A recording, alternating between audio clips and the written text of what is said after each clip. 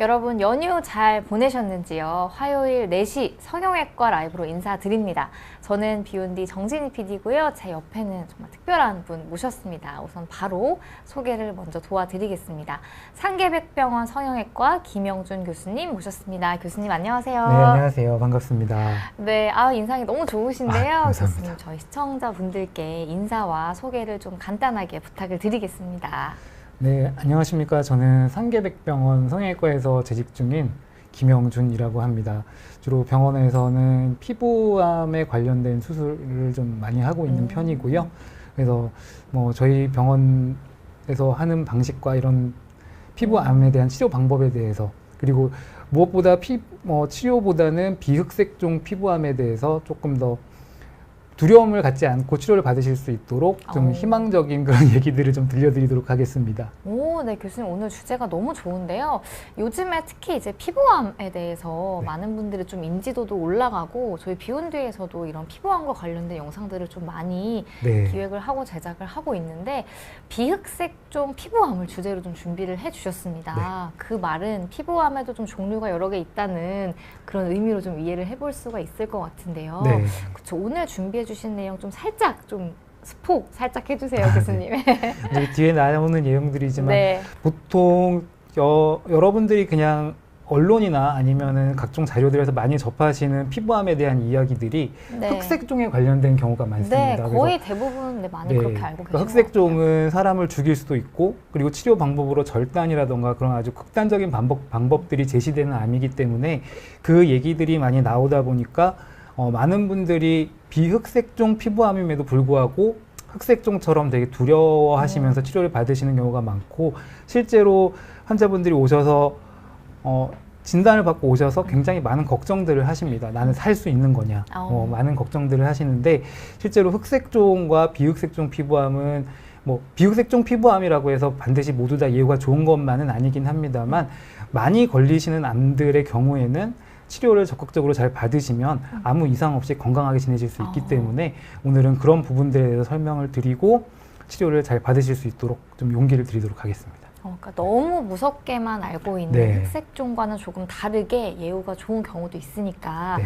그 부분에 대해서 오늘 좀 자세히 설명을 주시면 너무 좀 희망이 될 것 같습니다. 네. 네, 본격적으로 오늘 준비해 주신 내용 시작하기 전에요. 근데 궁금한 게 이제 피부과에서도 좀 이런 흑색종에 대해서 피부암에 대해서 진료를 보시고 또 이렇게 성형외과에서도 네. 이렇게 수술을 해주시고 이렇게 알고 있는데 저희가 처음 이렇게 진단을 위해서 어디로 가면 좋을까요, 교수님? 네, 일단 그건 병원마다 약간씩은 차이는 좀 있습니다. 그래서 네네. 저희 병원 같은 경우에는 피부과 교수님들이 진단을 맡아서 해주고 계시고요. 조직 검사를 해서 진단을 하신 이후에 피부암으로 확진이 되시면 성형외과에서 진료와 그리고 이제 전이가 있는지 이런 검사들을 하시고 수술 방법을 결정해서 쭉 예후까지 챙기는 방식으로 하고 있습니다. 다만 일부 피부과 교수님들 중에서는 직접 피부암 수술을 하시는 분들도 계신 병원이 있기 때문에 그런 병원에서는 피부과 쪽에서 맡아서 하시는 경우도 있고, 피부과에서 아예 피부암을 보지 않으시는 경우에는 성형외과에서 전담해서 보시는 경우도 있습니다. 이거는 병원마다 약간 차이가 있을 수 있습니다. 이거는 병원마다 다르니까 좀 가까운 병원 그리고 가시고자 하는 병원을 좀 잘 찾아보시는 게 도움이 될 것 같습니다. 네, 그러면 오늘 본격적으로 준비해 주신 비흑색종 피부암에 대해서 자세히 알아보는 시간 한번 가져보겠습니다. 교수님, 네. 한번 슬라이드 넘겨주시면서 시작을 좀 부탁드릴게요. 네, 일단 저는 상계백병원 성형외과 김영준이고요. 오늘은 아까 말씀드린 것처럼 피부암 중에서 비흑색종 피부암에 대해서 설명을 간단히 드리도록 하겠습니다. 이 비흑색종 피부암이라고 하는 것은 흑색종을 제외한, 말 그대로 흑색종을 제외한 나머지 피부암에 대한 것을 설명드리겠다는 건데요. 피부암이 아까 말씀 주신 것처럼 많은 조명을 받고 자꾸 사람들이 관심을 갖는 건 2010년만 해도 저희가 대한민국 전체 발생 암 환자의 1.2%에 불과했었습니다. 그런데 전체 암 중에서 네. 이 피부암이요? 1.2%에 불과했던 것이 단 10년도 지나지 않아서 2018년에는 2.8%를 차지하는 비율로 올라가게 됐습니다. 그리고 그 다음 자료는 제가 이제 빅데이터에서 찾아낸 자료인데, 네.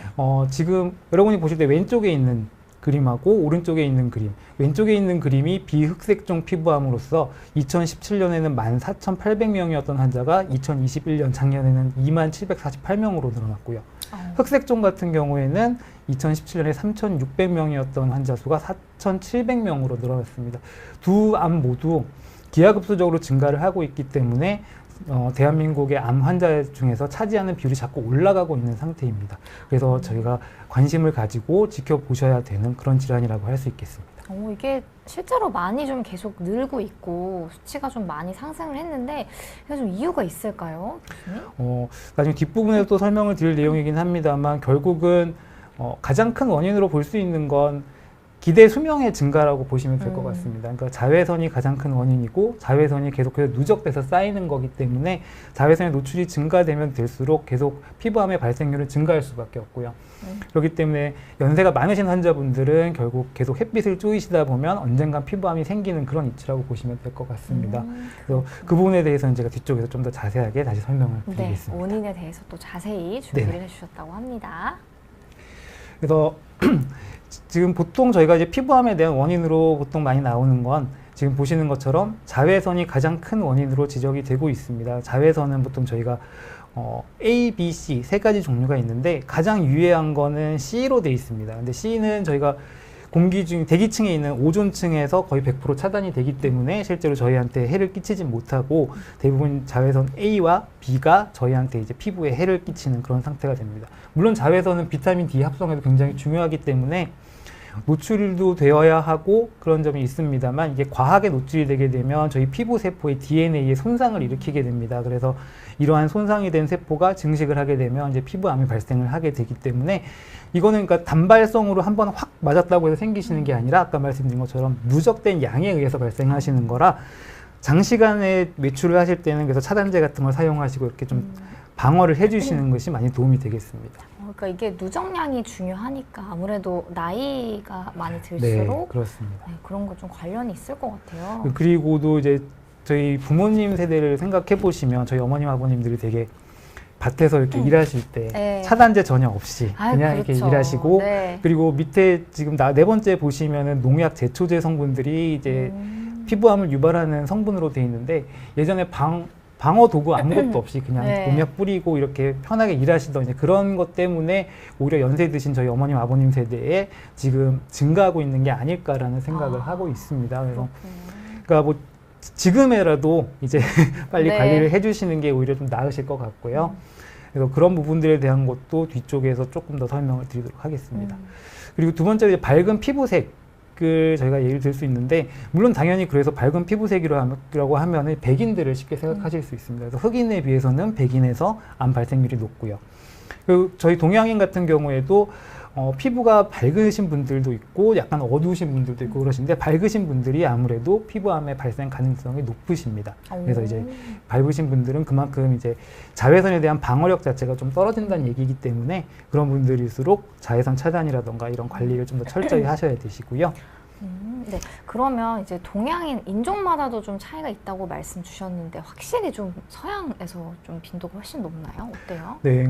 그러니까 지금 미국 같은 경우에는 실제적으로 발생하는 암 중에서 네. 2위로 꼽는 게 이제 피부암인, 그러니까 2위, 피부암이 2위요? 1위고요. 실제로는 1위고 네. 그냥 암 하나로 쪼갰을 때 저희가 네네. 이 비흑색종 피부암 중에서 가장 많이 생기는 기저세포암이 유방암 다음 2등이 될 거라고 지금 보고 있습니다. 그 정도로 많이 발생을 하는 거라서 백인들에서는 그래서 굉장히 많이 발생을 합니다. 그래서 대표적인 예로 저희 그 헐리우드 배우분 중에 휴 잭맨이라고 네, 그분 같은 경우에 기저세포암으로 지금 뭐 3번째 재발을 했다 뭐 이런 얘기까지 나오고 있는데 그렇게 이제 피부가 밝은 백인들일수록 자외선이 취약하기 때문에 그렇고 동양인이라 하더라도 색소가 있기는 하지만 피부색이 밝은 분들은 조금 더 신경을 쓰셔야 되는 부분이 있습니다. 당장 미국만 해도 지금 1, 2위 정도가 된다고 네. 하니까 이게 어떤 피부색이랑도 굉장히 좀 연관이 굉장히 있다. 연관이 신기하네요. 네. 그리고 세 번째로는 면역 저하를 원인으로 꼽을 수 있는데 면역 저하는 실제로 모든 암의 위험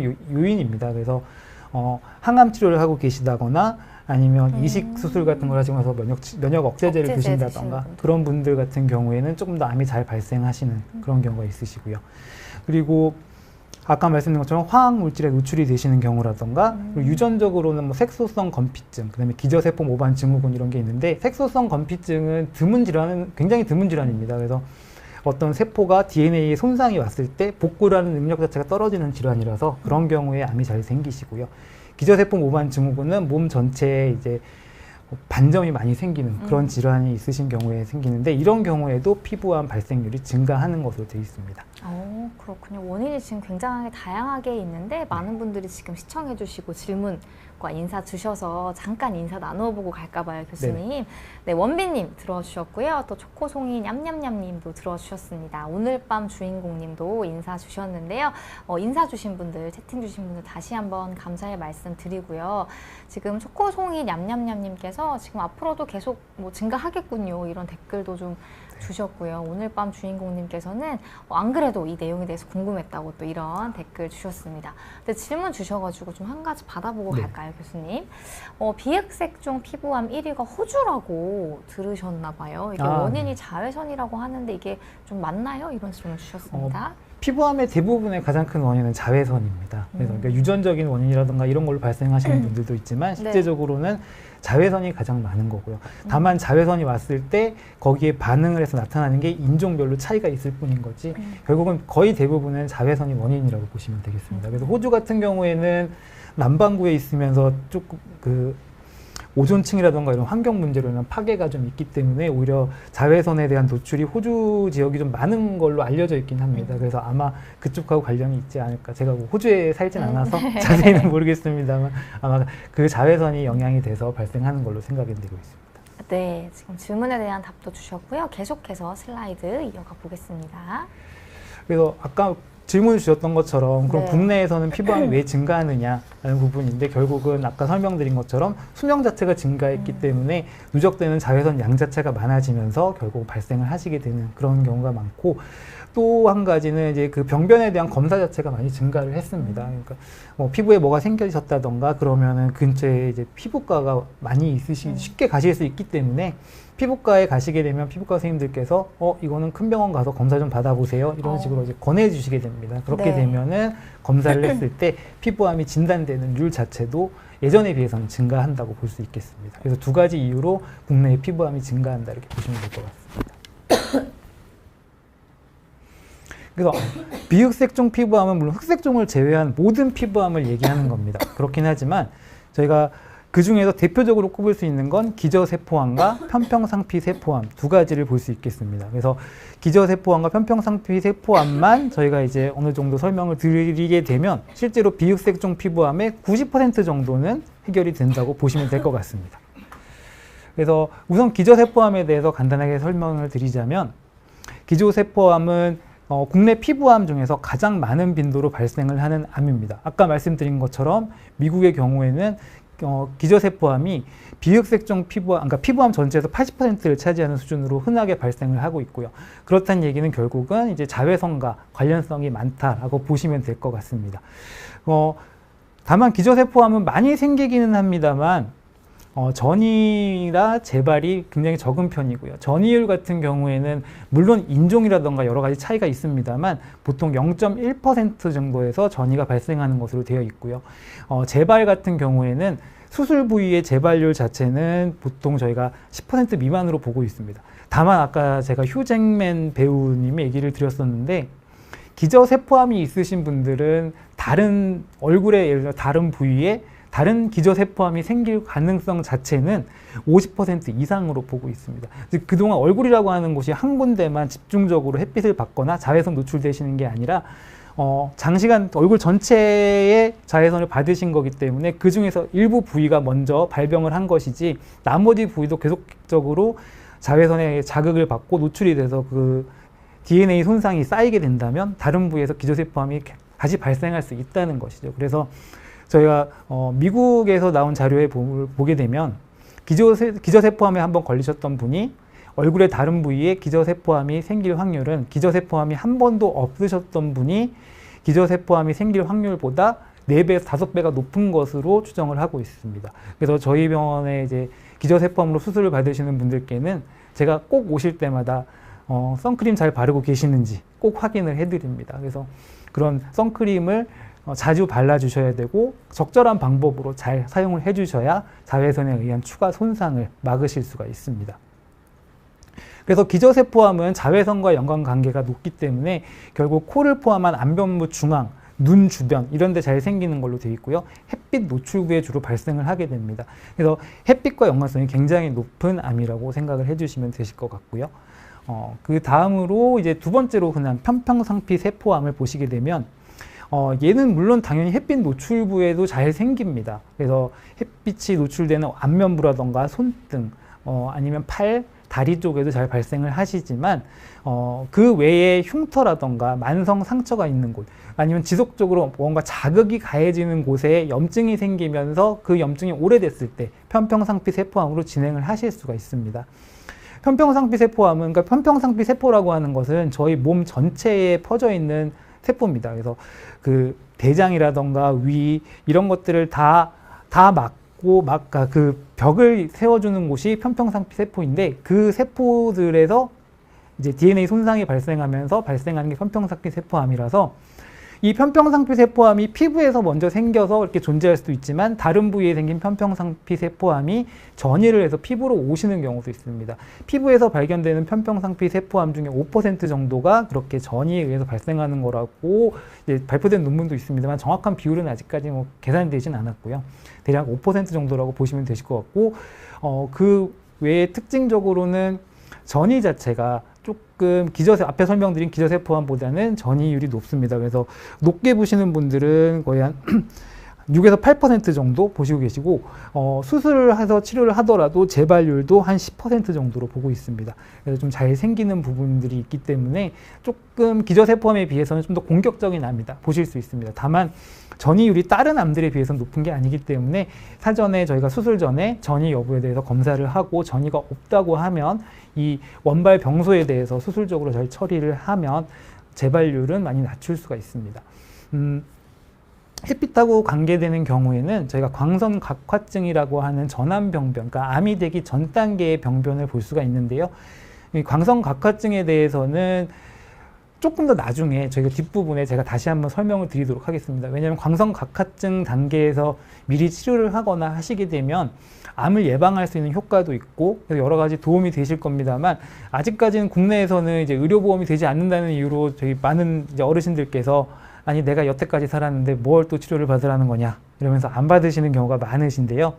그래서 그런 부분들에 대해서는 제가 뒤쪽에서 조금 설명을 드리고요. 그래서 나중에 여유가 되신다면 광선각화증은 치료를 하시는 게 좋습니다. 그래서 그 외에 아까 말씀드린 거 흉터라던가 만성 상처 그리고 염증이 반복되는 자리에서 생기는 편평상피 세포암의 경우에는 저희가 마졸린 궤양이라는 이름으로 따로 부르기도 하는데요. 그런 경우에는 전이가 될 확률 자체가 40%까지 높은 걸로 돼 있고 재발도 흔하게 나타나는 걸로 돼 있습니다. 그래서 그런 부위들은 단순하게 암을 치료하기보다는 흉터 자체를 다 미리 교정을 한다던가 아니면 암을 제거를 하고 나서 만성 상처 자체 그리고 염증 자체를 줄일 수 있는 방법까지 같이 치료를 하지 않으시게 되면 재발률이 굉장히 높기 때문에 그런 경우에는 각별히 신경을 써서 치료를 받으셔야 됩니다. 네, 지금 편평상피 세포암까지 설명을 주셨는데 질문을 굉장히 많은 분들이 주셨습니다.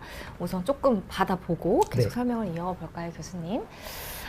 네. 지금 기저세포암의 치명률에 대해서 질문을 좀 주셨어요. 오늘 밤 주인공님께서. 네, 기저세포암은 아까 설명드린 것처럼 굉장히 공격적인 암은 아닙니다. 그렇기 때문에 수술적으로 치료를 하시면 거의 다 완치가 가능하신 경우가 많으신데 결국 전이가 되는 0.1%의 경우에 한해서 조금 위험하다라고 보시면 되실 것 같고요. 그런 경우에는 저희가 치명률이라고 하는 부분은 조금 이제 정확한 표현은 아니긴 합니다. 어떻게 보면 이제 암 같은 경우에는 보통 5년 생존율 이런 식으로 얘기를 드리게 되는데 워낙에 비율이 작기 때문에 뭐 구체적으로 나와 있는 5년 생존율이라던가 이런 부분은 없지만 보통 40% 정도에서는 5년 내에 사망한다고 외국에선 통계가 돼 있습니다. 근데 아무래도 아까 처음에 설명드린 것처럼 인종에 따라서 그런 전이라던가 피부암에 대한 그런 공격성 이런 게 약간 차이가 나기 때문에 그러니까 한국에서 치료를 할 때 기저세포암이 사망에 이르게 정도까지 가는 경우는 거의 없습니다. 왜냐하면 이제 한국은 그래도 의료보험 제도가 있기 때문에 조기에 치료를 받고 이렇게 하실 수가 있는데 부담이 없으셔서 그래서 기저세포암으로 인해서 저는 아직까지 네네. 이렇게 사망하신 경우는 뵙지는 못했습니다. 그렇군요. 조금은 그래도 비교적 네, 비교적 순한- 양호한, 네, 아주 네. 착한 암이라고 보시면 되겠습니다. 그렇군요. 근데 저는 사실 제일 궁금했던 게 우리가 왜 흑색종도 그렇고 많은 분들이 궁금해하시는 것 중에 하나가 이게 점인가요, 아닌가요? 라는 네. 질문이지 않을까 싶어요. 근데 혹시 이 외형으로도 흑색종과 이런 기저세포암 그리고 편평상피세포암이 좀 구분이 가능한지 이게 좀 궁금합니다, 교수님. 어느 정도 모양을 보면은 이제 네. 비흑색종 피부암 같은 경우에는 구분이 어느 정도 가능하긴 합니다. 근데 이제 일부 기저세포암 같은 경우에 정말 점처럼 까만색 형태로 나타나시는 경우가 있어서 그런 경우에는 이제 조금 구분이 필요하실 수가 있는데 일단 저희가 대부분 햇빛 노출부에 생기시는 경우에는 비흑색종 피부암을 더 많이 생각을 하게 됩니다. 좀 어떤 부위가 있을까요, 구체적으로? 그러니까 기저세포암 같은 경우에는 거의 100% 안면부 쪽에 많이 생기시는 네네. 거고요. 되게 이제 팔, 다리라던가 아니면 손등 같은 경우 이런 부위에 아니면 볼 쪽에 생기시는 경우에는 기저세포암보다는 편평상피 세포암이 조금 더 흔하게 나타나는 걸로 되어 있습니다. 그래서 근데 이제 흑색종 같은 경우에는 제가 자료를 따로 뭐 슬라이드로 준비하지는 않았지만 보통 이제 점이 흑색종이 되는 경우가 많다고 되어 있으신데 동양인에서는 아무래도 이제 몸통부보다는 손, 발 쪽에서 흑색종이 더 많이 좀 생기는 말단에. 걸로 돼 있고 그래서 이제 그런 경우에 그러니까 손, 발에 점이 있거나 그런 경우에는 저희가 신경을 써서 보라고 되어 있습니다. 그러니까 점이라고 해서 반드시 다 피부암이 되거나 흑색종이 되는 건 아니기 때문에 보통 뭐 자료 찾아보시면 많이 나오실 겁니다. 뭐 크기가 6mm 이상이라던가 모양이 뭐 비대칭이라던가 점의 색깔이 뭐 하얀 뭐 약간 옅은 부분이 섞여 있고 막 네. 얼룩덜룩한 모양이라던가 그런 게 보이게 되고 크기에 갑작스러운 증가가 생긴다고 하면 그때는 검사를 해보세요라고 얘기를 드리는데 일부 외국에서는 점이 있는 경우에 선천적으로 어릴 때부터 점이 있는 경우에 보통 10대가 되면 제거를 해주라고 권고를 하는 경우도 있습니다. 그러니까 아예 이건 피부암이 될 소지가 있으니 미리 제거를 하라고 돼 있는 부분인데 아직까지 한국에서는 이제 점을 제거를 하는 것 자체는 의료보험이 되지 않기 때문에 많은 분들이 조금 이제 비용 문제라던가 이런 걸 꺼려하시는 경우도 있고 하셔서 저희가 이제 적극적으로 치료를 권하지는 않습니다만 그런 이상 증상이 보이신다면 제거를 하시는 게 좋습니다. 그러니까 오히려 햇빛이 잘 노출되는 네네. 부위라면은 오히려 이제 흑색종이나 이런 부분에 대한 거는 크게 좀 염려를 안 하셔도 되시는 거고 오히려 이제 햇빛 노출부가 아닌 부위 그러니까 저희가 뭐 발이라던가 손끝 같은 데는 햇빛에 노출되는 부위는 아니기 때문에 그런 부위에 점이 생긴다면은 오히려 더 위험하다고 생각을 하시면 될 것 같습니다. 네, 지금 그리고 편평상피세포암 같은 경우에는 햇빛 노출부 외에도 발생한다 이렇게 설명을 주셨는데요. 그러면 좀 어떤 부위에 좀 이렇게 전신적으로 많이 생기나요? 그러면? 결국은 그러니까 그래도 제일 햇빛하고 연관돼서 많이 생기시는 부분은 손등이라던가 이제 볼 쪽 아니면 이제 광대 부위 이런 쪽으로 많이 생기시는 그런 형태를 보이시는데 아까 말씀드린 것처럼 햇빛 노출부와 상관이 없다는 얘기는 예를 들어서 특정한 업무라던가 이런 걸로 인해서 일정 부위가 계속해서 자극을 받아서 염증이 생기시는 경우라던가 아니면 상처가 발생을 했는데 그 상처가 계속해서 오래되시는 경우가 있습니다. 이제 그런 경우라던가 아니면 이제 주로 이제 예전 같으면 이제 화상 흉터 같은 걸로 인해서 약간 피부가 당겨지거나 하시는 경우에는 이제 그런 부분에 반복적으로 이제 쓰시다 보면은 상처가 생기시게 되고 그런 부위에서 이제 피부암이 생기시게 되는데 그런 피부암들은 거의 대부분 편평상피 세포암이고 예, 그런 경우에는 전이율도 높고 하기 때문에 치료를 보소 신경 써서 진행을 하셔야 됩니다. 그렇군요. 좀 확실히 좀 구분이 됐습니다, 교수님. 네. 그럼 또 계속해서 좀 설명을 좀 부탁드릴게요. 네.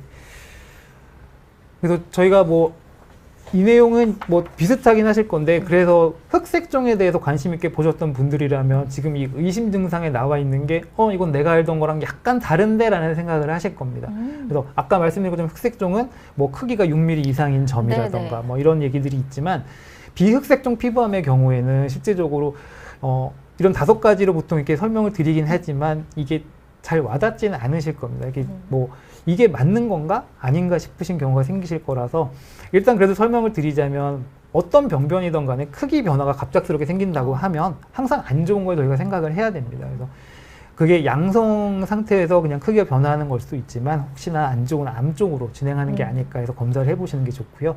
그리고 피부에 있는 병변들 중에서 각질이 일어나시는 그런 병변이 있다면 그 부분은 검사를 해보시는 게 좋습니다. 각질도 조금 의심해봐야 되는 그런 네. 증상인가 봐요. 그러니까 보통 아까 말씀드린 것처럼 저희가 이제 광선 각화증이 편평상피세포암의 전암병변이다라고, 암이 되기 전 단계 병변이다라고 말씀드렸는데, 네. 각화증이라고 하는 것 자체가 이제 피부가 각질이 이제 일어나는 그런 상태를 말씀드리는 거기 때문에 그런 경우에는 이제 한번 검사를 해보실 필요가 있고요.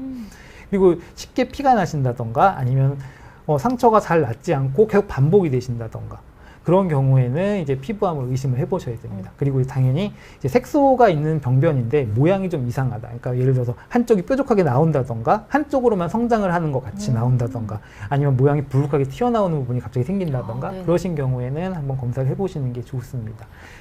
그래서 대부분 저희 이제 오시는 어르신들께 저희가 뭐 증상이 있으셨나요 여쭤보면 대부분 하시는 얘기가 아니 가렵지도 않고 아프지도 않고 아무것도 없었어 라고 얘기를 하십니다. 네. 그래서 그러면 언제쯤 이게 뭔가 문제가 생기셨을까요? 여쭤보면은 대개 한 3가지 정도 이야기가 나오십니다. 어떤 거였어요? 첫 번째로는 그냥 얼굴에 뭐가 까끌까끌한 게 나기 시작해서 그러니까 그게 각질이 일어나신 거죠. 그래서 거기를 이렇게 만지작 하시면서 이제 뜯고 이렇게 하시다가 어느 날 갑자기 피가 나기 시작했다고 얘기를 하십니다.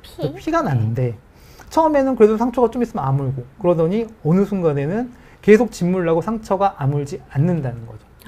그래서 이제 그렇게 해서 피부과를 가셨더니 피부과 선생님이 아유 큰 병원 가서 검사 좀 받아보세요. 이렇게 해서 진단이 되시는 경우가 있고요.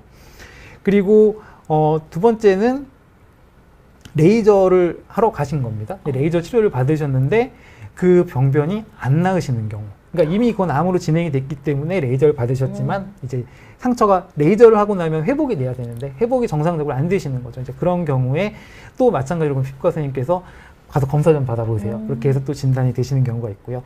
또 하나는 점을 빼러 가셨는데 계속해서 재발이 된다고 오시는 경우가 있습니다. 계속 다시 점이 그러니까 생기는 거예요? 레이저를 하셨는데도 또 올라오고 레이저를 하셨는데 또 올라오고 해서 오시는 경우가 있는데 그런 경우에는 저희가 이제 재발이 많으시면 조직 검사를 한번 해보시는 게 좋겠습니다 하고 조직 검사를 하게 됩니다. 물론 그게 이제 뿌리가 깊은 점으로 나오시는 경우도 있습니다만 간혹 가다가는 이제 피부암으로 나오셔서 수술하시는 경우도 있습니다. 근데 사실 이제 크기가 좀 갑작스럽게 변하거나 아니면 좀 모양이 이상하거나라고 하면은 좀 암을 의심해 볼 것 같기는 한데 뭐 각질이 생기거나 뭐 상처가 안 났거나 이런 걸로 암을 처음부터 의심하기는 좀 어려울 것 쉽지는 같아요. 않으세요. 근데 이런 증상도 좀 알고 계시면 충분히 좀 도움이 될 것 같습니다. 그래서 피부에 좀 문제가 있다고 생각이 되시면 가까운 피부과 선생님께 꼭 상의를 받으시는 게 좋을 것 같습니다. 그렇군요. 그러니까 초기, 그러니까 저희가 이제 암 같은 경우에도 이 비흑색종 피부암으로 나와 있는 이런 암들은 경계성 암이라는 단계가 있습니다. 그러니까 암으로 막 넘어간 초기 단계. 그런 경우에는 저희가 좀 더 수술적 치료보다는 더 가벼운 치료를 선택하는 경우도 있기 때문에 그런 경우에는 일찍 진단을 받으시게 되면 조금 더 도움을 받으실 수가 있습니다. 네, 일단 의심이 되면 전문가 선생님 좀 찾아가 보자라는 내용입니다. 네, 계속해서. 그래서 이제 그렇게 의심이 되는 병변이 있으면 저희가 이제 검사를 하게 되는데 아까 말씀드린 것처럼 저희 병원에서는 이제 피부과 교수님들께서 검사를 해주십니다. 그래서 펀치 생검이라고 해서 지금 사진에 보시는 저 하얀 막대 같은 앞에 여기 이제 날카로운 칼이 달려 있어서 그걸로 피부를 뚫어내서 검사를 하게 됩니다. 그걸 가지고 조직 검사를 해서 확진이 되시는 거고요. 결국 피부암은 저 방법 외에 진단을 할 수 있는 방법 자체는 없습니다. 그래서 이걸로 확진을 하시게 되는 거고요. 그렇게 해서 확진이 되셔서 저희 성형외과로 이제 오시게 되면 제일 먼저 하는 건 모든 암에서 마찬가지지만 병기를 설정하는 과정을 해야 됩니다. 병기 설정에 있어서 가장 중요한 건 전이가 됐느냐 안 되느냐, 임파선으로 퍼져 나갔느냐 안 나갔느냐가 제일 중요하기 때문에 그 부분에 대해서 이제 영상 검사와 이런 걸 진행하시게 되고요. 그 다음에 수술 방법을 결정하게 되는데 이 수술 방법은 이제 암의 진행 정도라던가 전이 여부라던가 그리고 아까 말씀드린 경계성 암인지 아니면 완전히 암으로 이행이 됐는지에 따라서 치료 방법들이 약간 차이가 발생을 하게 됩니다. 네, 그러면 전이 여부를 확인할 때는 뭐 CT나 MRI 이런 사진을 찍게 되나요? 네, 보통은 일반적으로 CT를 진행하게 되고요. 이제 미국 같은 경우에, 그러니까 제가 자꾸 미국을 말씀드리는 거는 미국이 워낙에 이제 피부암 환자가 많다 보니까, 네, NCCN이라고 해서 미국에 32개 정도 되는 그 암 클리닉, 암 센터들이 자신들끼리 네트워크를 만들어서 해마다 이제 어느 정도 시간이 지나면 이제 가이드라인을 제시를 합니다. 치료를 이렇게 했으면 좋겠다, 아니면 이렇게 진단을 하자, 뭐 이런 게 나오게 네네. 되는데, 그런 걸 보게 되면 이제 아무래도 좀 더 미국에서는 이제 환자가 워낙 많다 보니까 반드시 CT를 찍으라고 돼 있진 않긴 합니다. 아, 그래서 그래요? 조금 이제 그 재발 위험성이 낮고 그런 암의 경우에는 이제 굳이 CT 검사를 하지 않고 그냥 그것만 없애라라고 권고가 되고 있긴 한데, 우리나라에서는 아까 말씀대로 뭐 기저세포암의 경우에 전이가 적다고 하지만 0.1%라고 하면은 의사 입장에서 아무런 검사도 안 하고 괜찮으실 것 같아요 라고 말씀드리기는 어렵기 때문에 보통 검사를 진행을 하게 되고요.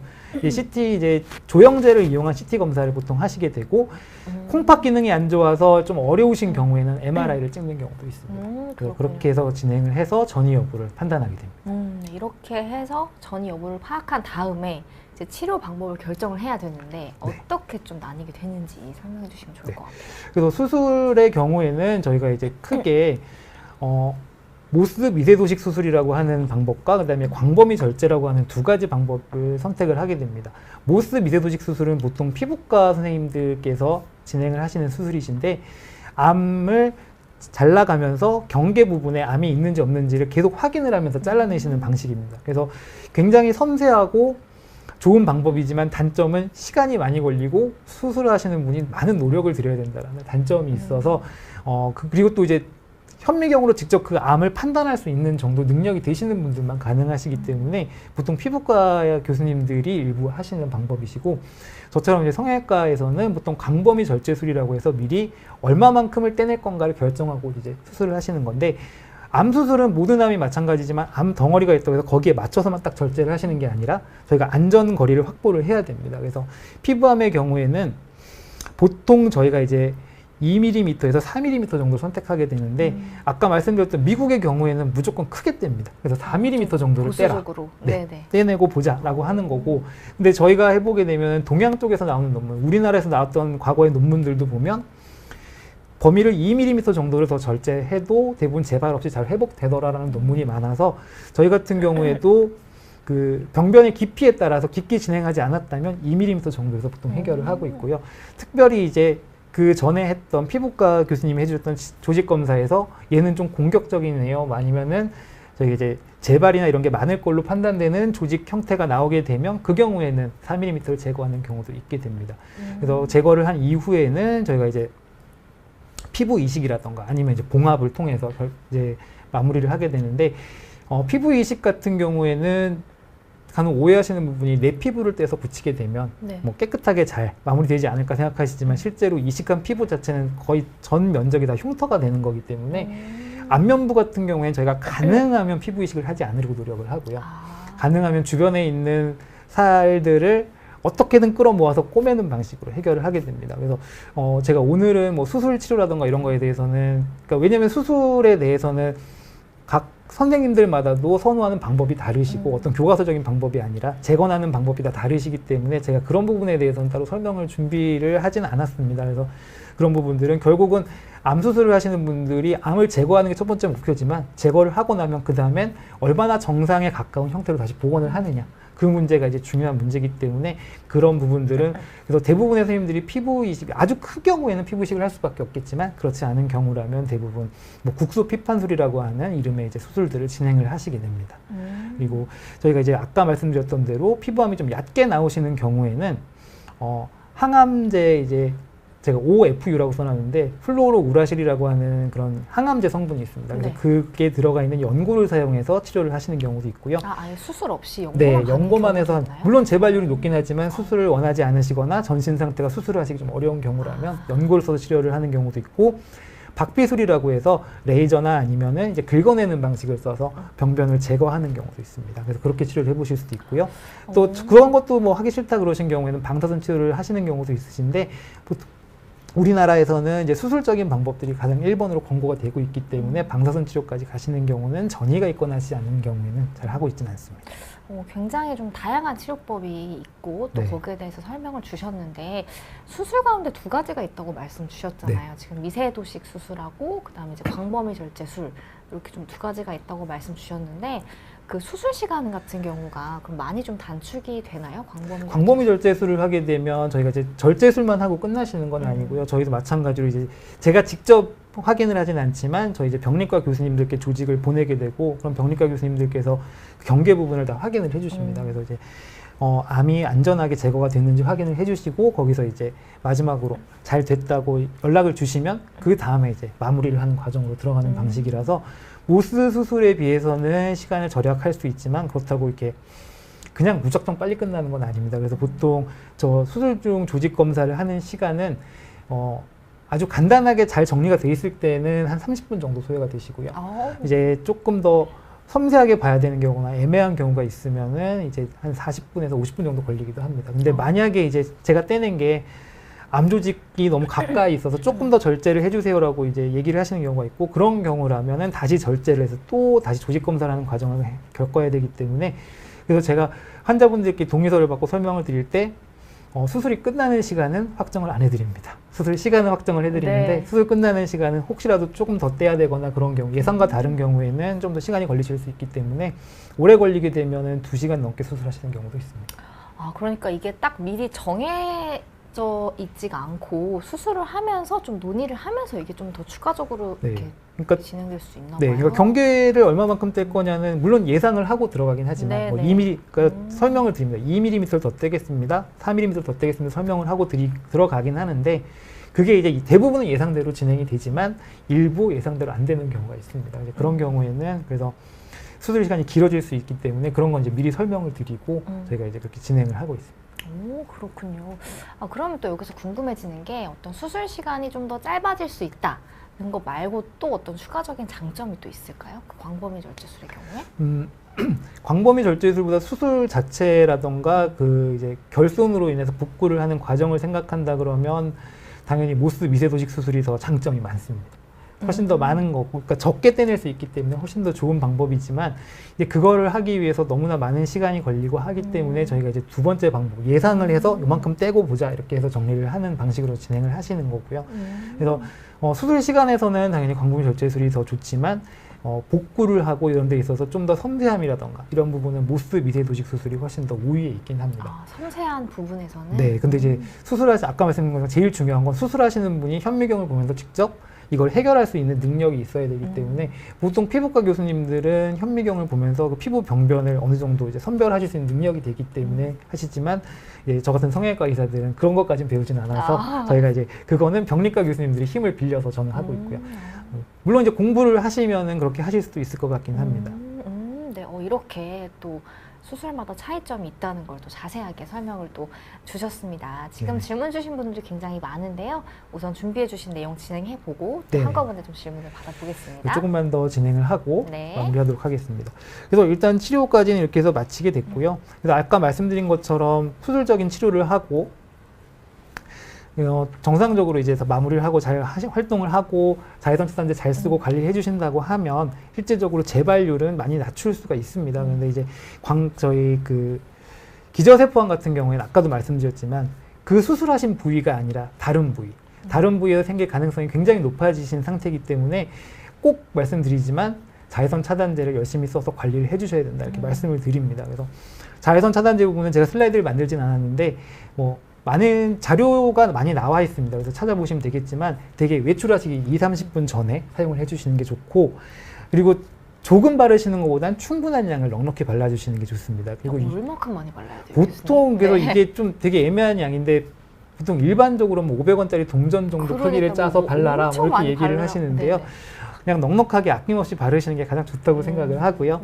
그래서 제품 자체도 스틱으로 되어 있는 형태도 있고 로션, 크림 여러 가지가 있는데 본인한테 편하신 스타일로 사용을 하시면 된다고 생각을 합니다. 다만 이제 지속 시간 자체가 보통 1시간 반에서 길게 봐도 2시간 정도이기 때문에 꼭 야외 활동을 길게 하시는 경우에는 중간에 추가해서 꼭 발라주시는 과정이 필요하실 거고요. 자외선 차단제는 보시면 이제 SPF라는 거하고 PA라고 하는 두 가지 항목이 있으신데 SPF는 SPF는 보통 저희가 30 정도 이상이 되면 크게 무리는 없다라고 봅니다. 다만 이제 야외 활동을 길게 하시거나 햇빛이 강한 곳에 가실 때는 50 정도 이상을 써주시는 걸 추천을 드리고요. PA 같은 경우에는 보통 더하기로 표시가 되는데 더하기가 2개 이상이면 거의 무리는 없으시고요. 마찬가지로 햇빛이 강한 곳에 가시거나 장시간 야외 활동을 하실 때는 3개짜리 써주시는 게 좋겠습니다. 그래서 그렇게 해주시면은 좀 예방에 도움이 되실 거고요. 마지막으로 설명드릴 부분은 광선각화증이라고 하는 겁니다. 아까 저희가 광선각화증이 편평상피 세포암의 암 전 단계 병변이다라고 말씀을 드렸는데 보통 연세가 있으신 부모님들 얼굴과 손등을 보시면 다 있습니다. 네. 그래서 기미처럼. 네, 그래서 있는데 보통은 이제 적갈색이거나 흑갈색 형태를 가진 넓은 판 형태로 이렇게 있게 되시고 그것들을 잘 보시게 되면은 하얗게 각질 같은 게 살짝 일어나거나 아니면 좀 두껍게 쌓이신 분들도 있고요. 이렇게 있게 되시고 반점 형태나 아니면 구준이라고 해서 살짝 돌출된 형태로 약간 올라와 있는 형태로 보통 있게 되시는데 얘를 보통 이제 치료를 하시게 되면 보통 레이저로 치료를 하시게 됩니다. 근데 이제 레이저 치료가 대부분 이제 비보험이다 보니까 대부분 어르신들께서 똑같은 얘기 하시죠. 내가 나이가 몇 살인데 뭐 얼마 더 이뻐지겠다고 이걸 레이저 치료를 하겠니 이렇게 얘기를 하시는데 이 광선각화증은 실제로 뭐 이 조사가 뭐 100% 맞는 건 아니겠지만 외국에서 조사한 결과를 보게 되면 그 광선각화증 병변 중에 10%에서 편평상피 세포암이 발생하는 걸로 돼 있고요. 면역 억제제를 복용하거나 하시는 분들이라면, 그러니까 암 환자분들이라던가 아니면 면역 억제 치료를 받고 계신 분들은 30%에서 편평상피 세포암이 발생하는 걸로 되어 있습니다.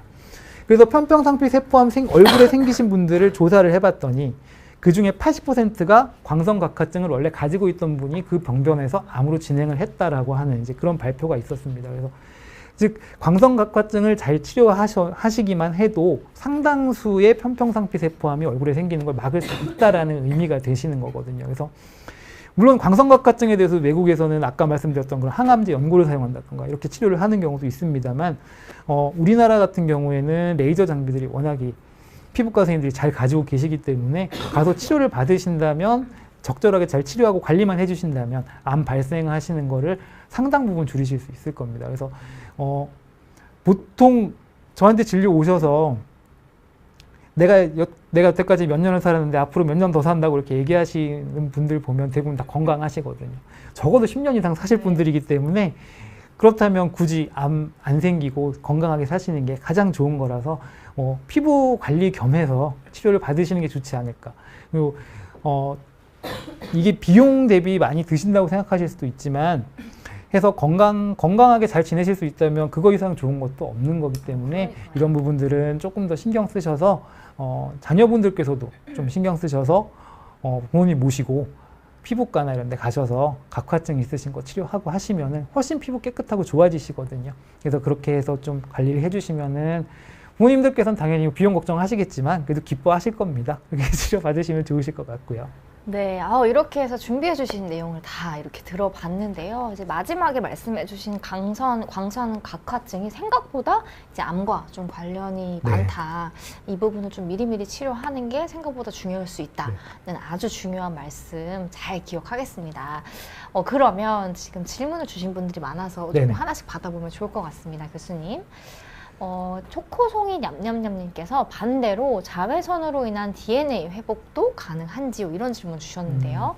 그러니까 DNA라고 하는 거는 한번 그 손상이 되게 되면 실제로 몸에서 DNA가 파괴된 세포를 이제 제거를 해서 없애는 방법으로 정리를 해야 됩니다. 근데 거기서 벗어나서 빠져나가는 애들이 이제 암이라던가 이런 걸로 이제 진행을 하는 거기 때문에 정상적으로 복구를 시키는 방법은 아직까지는 없는 걸로 알고 있습니다. 그래서 결국 몸에서 제거를 해야 되는데 그 불량품이, 그러니까 저희가 쉽게 말씀드리자면 뭐 불량품이 생기게 되면 이거를 폐기를 해야 되는 건데 폐기가 과정이 안 되게 되면 제품으로 출시가 되는 거고 그러면 이제 클레임이 걸리게 되겠죠. 이제 그런 과정이 암이라고 생각하시면 될 것 같습니다. 그래서 아직까지는 자외선이든 뭐 화학약품이든 그걸로 인한 DNA의 손상은 아직까지 복구를 시키는 개념 자체는 없어서 그런 거는 조금 더 기술이 발전을 해야 가능할 것 같습니다.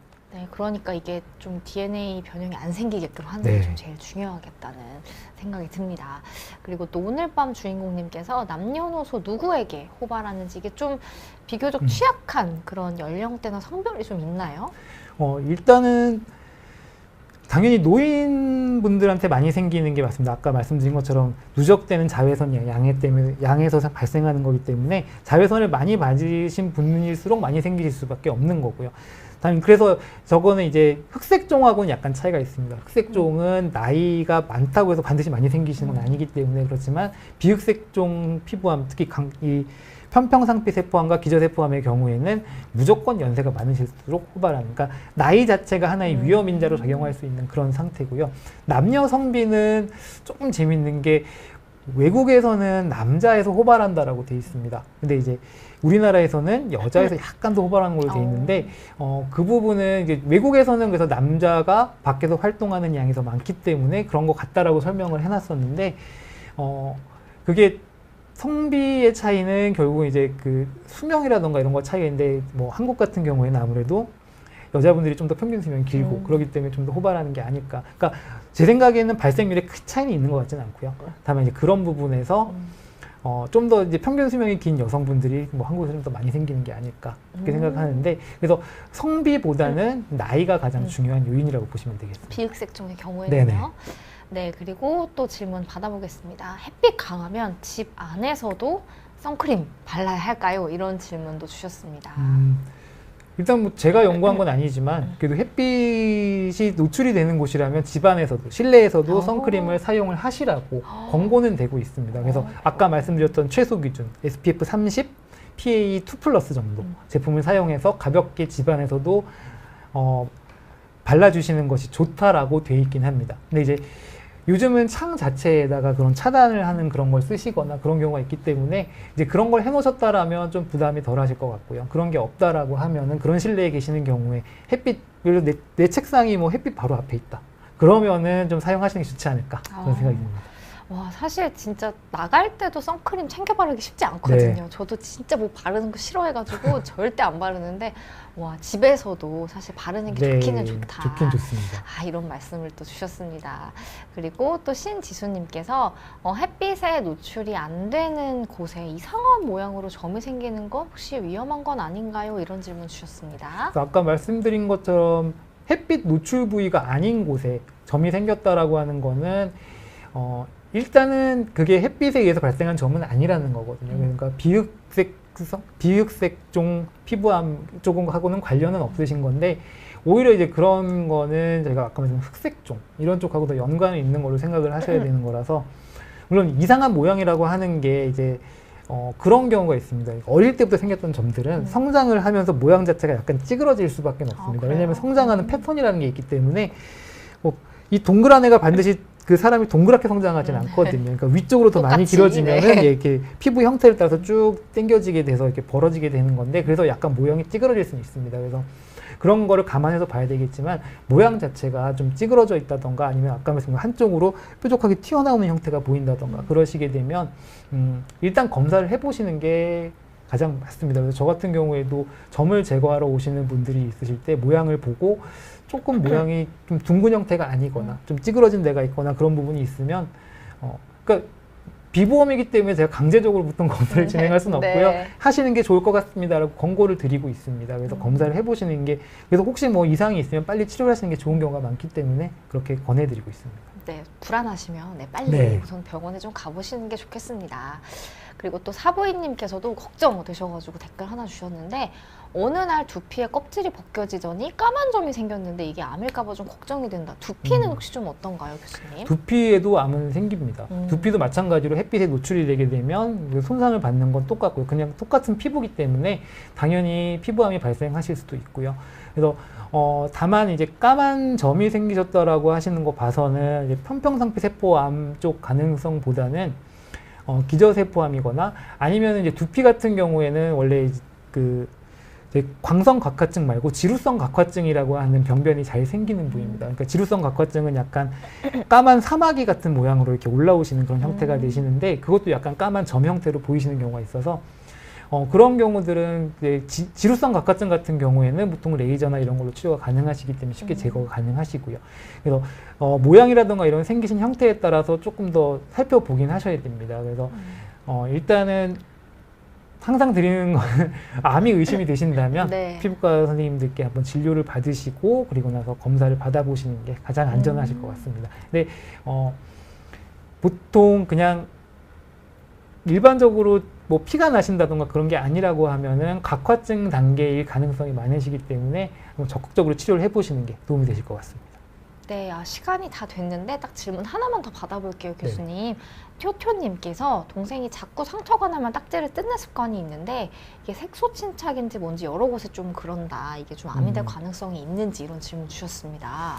그 색소 침착 자체는 보통 이제 뭐 많은 피부과 선생님들이 얘기하시는 것처럼 뭐 PIH라고 해서 염증이 생기고 나면 그 자리는 이제 저희가 착색 과정을 한번 하게 됩니다. 그래서 뭐 그거 자체는 크게 문제는 아니시라고 보는데요. 딱지를 뜯을 때 딱지를 뜯어서 밑에 상처가 없으시면 괜찮고요. 근데 이게 만약에 딱지를 뜯어서 계속 상처가 반복이 된다고 하시면 그게 결국 만성 상처가 되시는 거기 때문에 그런 경우에는 거기서 암이 발생하실 가능성이 없다라고 말씀드릴 수는 없습니다. 그래서 그런 딱지를 뜯거나 아니면 일부러 상처를 계속 만드시는 경우가 있으신데 그런 습관들은 피부 건강에는 좋지 않은 습관이라고 보셔야 됩니다. 그래서 해주시면 되고 만약에 딱지가 있는 게 많이 신경이 쓰이시거나 그러면 연고를 좀 듬뿍 바르신다던가 아니면 바세린 같은 걸 발라서 조금 풀리시게 되면 샤워하시거나 하면서 잘 떨어지시게 되거든요. 이렇게 자연스럽게 떨어지게 해주시는 게 가장 좋은 방법이실 겁니다. 뜯는 건 안 좋은 거죠? 뜯는 거는 아무래도 이제 밑에가 네. 아직 다 아물지 않은 네, 상태면 다시 상처가 다시 반복되실 수 있기 때문에 그럼 또 딱지 다시 생길 거고 또 뜯게 될 거고 그렇게 반복되시면 좋지는 않습니다. 네, 이렇게 해서 질문까지 받아봤는데요. 이제 못다한 질문도 있는데 저희 시간이 다 돼서 저희 비욘디 홈페이지에 올려주시면 또 멘토분들께서 답변 주시니까 이 정도 참고해 주시고 양해 해주시면 감사드리겠습니다. 오늘 1시간 동안 비흑색종 피부암에 대해서 이야기 나누어 봤는데요. 제가 기침이 너무 나가지고 아주 그럼에도 불구하고 너무 원활하게 이제 강의를 잘 해주셔서 감사하다는 말씀을 드리고요. 또 보시는 분들께도 양해의 말씀 드리면서 오늘 방송 마무리 해보겠습니다. 오늘 지금 실시간으로 156분이 지금 시청을 해주고 계십니다. 많이 시청해주셔서 감사드리고 또 영상 좋으셨다면 좋아요와 구독도 한 번씩 눌러주시면 감사드리겠습니다. 그러면 교수님과는 또 다음에 또 약속 드리면서 이번 영상 마무리 해보겠습니다. 여러분 시청해주셔서 감사합니다. 감사합니다.